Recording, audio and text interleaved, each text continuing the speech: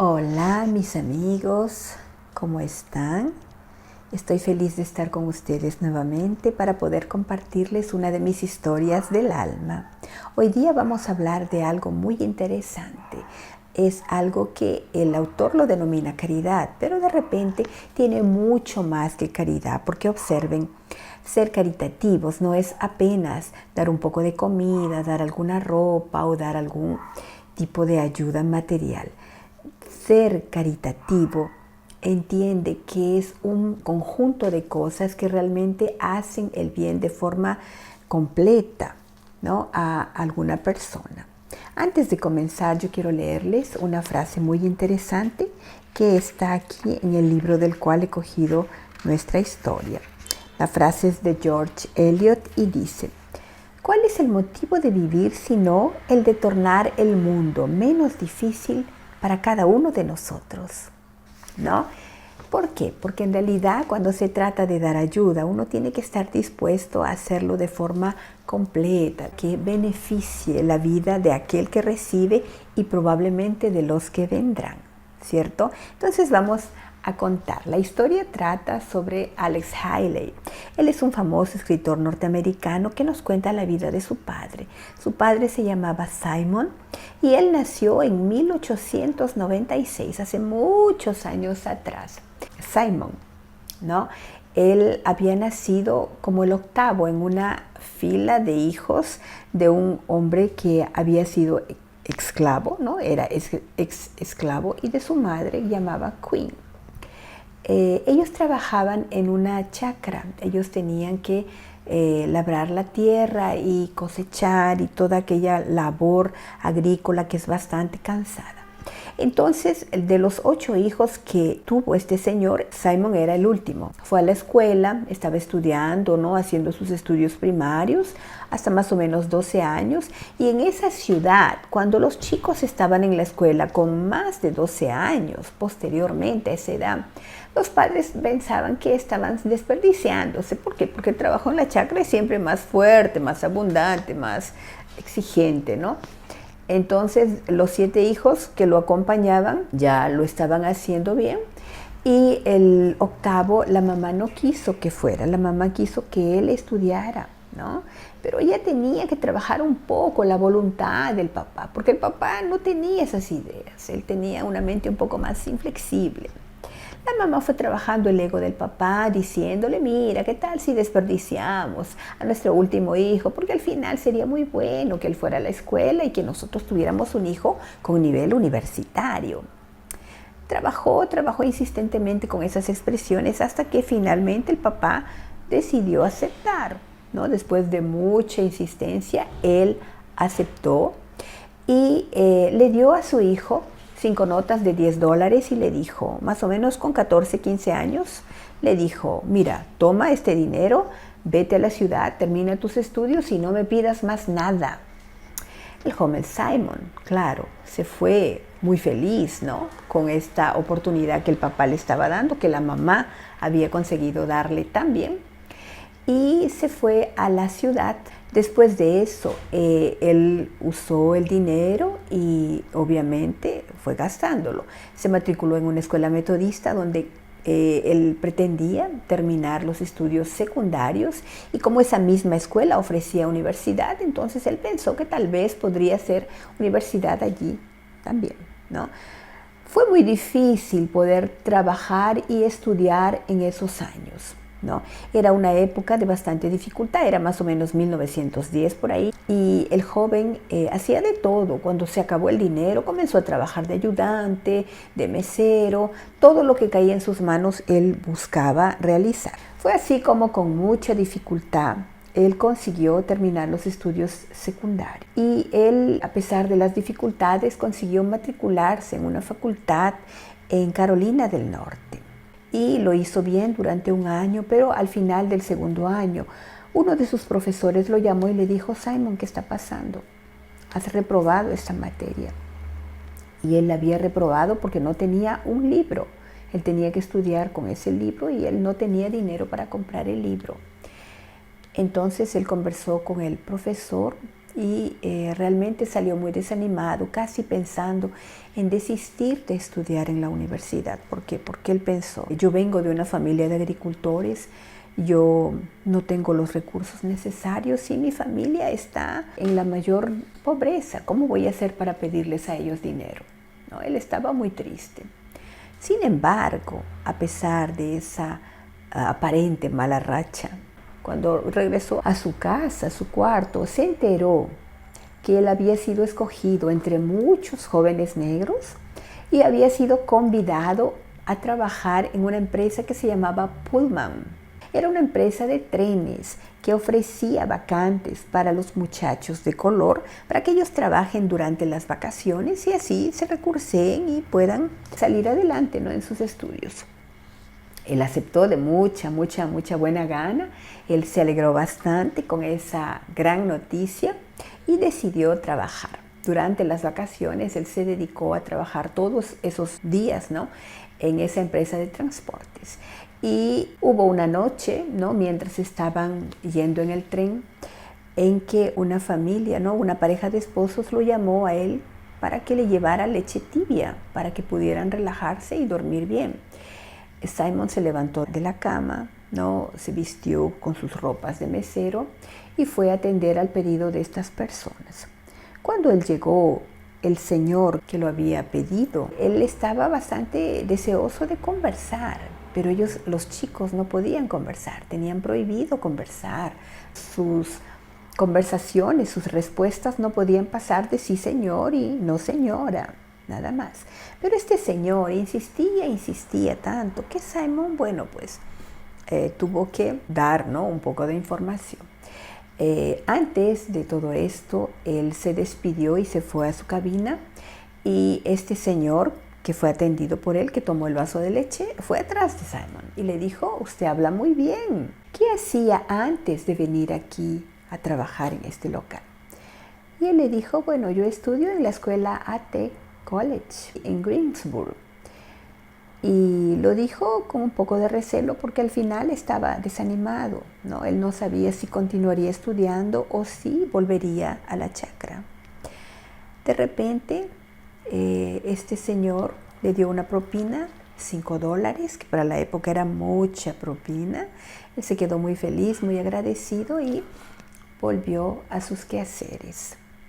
Cuando Simon volvió a la universidad y después de todas esas semanas que se la pasó trabajando, había juntado un cierto dinero, un dinero que daba para comprar carroza, ¿no?, y una mula para volver a la chacra o pagar su semestre de estudios.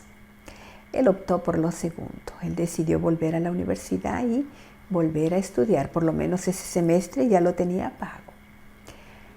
Cuando llegó a la universidad, él fue llamado por el director de la facultad y le dijo, Simon, ven aquí, yo quiero preguntarte algo. Durante este trabajo de vacaciones, ¿tú atendiste a una pareja que te pidió leche tibia? Y él dijo, sí, señor.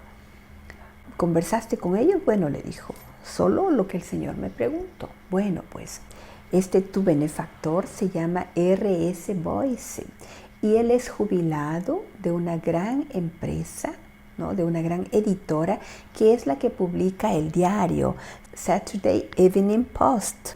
Él ha donado $500 para que tú puedas concluir tus estudios y para que tú puedas ser un profesional completo. Imagínense la sorpresa de Simon. Él se quedó boquiabierta, él no sabía qué decir. Se quedó sumamente agradecido por este notable gesto de bondad que este señor había tenido con él y él concluyó sus estudios y lo hizo como el primero de la clase. Miren qué hermoso. Además, esa ayuda que él recibió le permitió postularse a una beca y ganar una beca para estudiar en Nueva York, donde vivió junto con su esposa, que también era una joven universitaria, estudiante de música, y que fue a estudiar instrumento musical en Nueva York, en Ítaca, ¿no?, en la Universidad de Ítaca, junto con él. Bueno, quien nos cuenta la historia entonces es Alex, su hijo Alex, que es uno de los varios hijos que ellos tuvieron y que en ese momento había sido convidado para ser entrevistado por causa de la publicación de su libro que se llamaba Malcolm X, ¿no? Alex se sentía muy feliz al estar sentado en las grandes oficinas de esta empresa y de repente, mientras estaba pensando, ¿no?, en la felicidad y en la satisfacción de estar ahí, él se acordó del señor Boyce, se acordó de la bondad que el señor Boyce tuvo con su padre muchos años antes y recordó que él era un ejecutivo jubilado de esa empresa.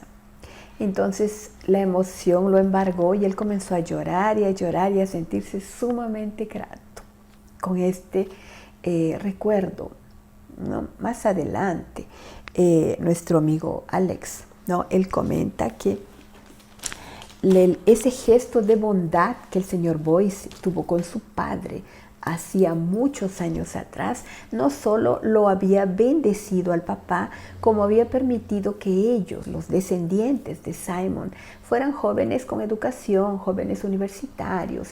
Yo quiero leer para ustedes, ¿no?, este fragmento hablando del señor Boyce, de aquel que donó los $500. Su generosidad nos benefició a todos, ¿no?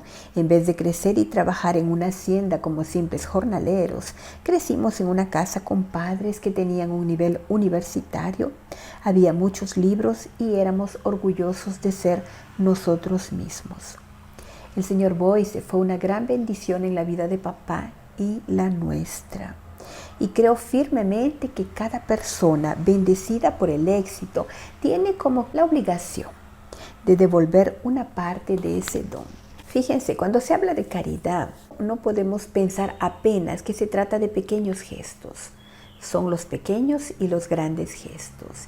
En este caso, el censo de caridad del señor Boyce no se remitió apenas a los $500. Se remitió a su agudeza, no mental. Él estuvo estudiando al joven Simon. Él lo escuchó, él se percató que él hablaba bien, que él era un joven con educación, que él era un joven que estaba luchando en la vida por hacerse un hombre de éxito, ¿no? Y él era un joven muy esforzado. Sin duda que él vio todo eso. ¿Y qué hizo el señor Boyce?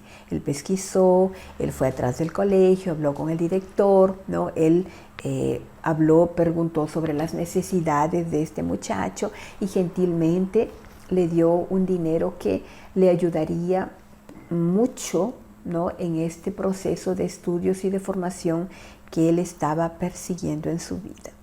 Entonces, fíjense, a veces hacer caridad no significa simplemente hacer cosas pequeñas. Claro que empieza por ahí, pero nosotros podemos hacer un poco más. De repente, estudiando a la persona en cuestión o a las personas en cuestión, ¿no?, buscando saber sobre sus probables necesidades y dando un poco más de nuestro tiempo, de nuestro corazón, de nuestro cariño, de aquello que es parte de nosotros y que de alguna forma nos permite ayudar mucho más a quien lo necesita.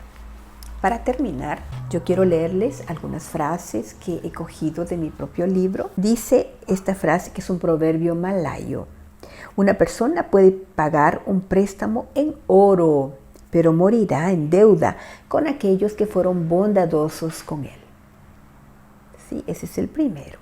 Vamos al segundo, que es de Dewitt Wallace. El muerto se lleva a la tumba solamente aquello que donó. Para pensar, ¿verdad? Vamos al tercero, de Helen Keller. Helen Keller dice: considero la vida una experiencia excitante, pero es mucho más excitante aún cuando se vive para los otros. No, miren qué frase tan bonita, tan inspiradora. Y la última, de Mark Twain: la bondad es una lengua que todos los sordos pueden oír y los ciegos pueden ver. Miren qué hermoso. La bondad es una lengua que aquellos que no oyen pueden oír y aquellos que no ven pueden ver. ¿Cierto? Hoy día estábamos hablando en la iglesia sobre servicio. Y caridad es parte del servicio. Nosotros podemos mostrar caridad, podemos mostrar amor a través del servicio, sean actos pequeños, sean grandes actos. Aquellos que pueden dar más, dan más. Aquellos que pueden dar poco, dan aquello que pueden. Para terminar, amigos, yo quiero dejarles tres preguntitas, apenas tres. ¿Existe algún muchacho del tren a quien usted pueda ayudar o influenciar con actos de caridad? En la segunda dice, al hacer caridad el señor Boyce no solo dio dinero, dio tiempo, visión, esperanza, confianza, valor.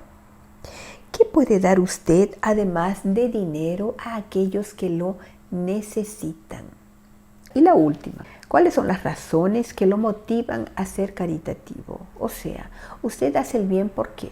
¿Lo hace para sentirse bien, volcado a su propio interés, o lo hace por ayudar realmente al prójimo?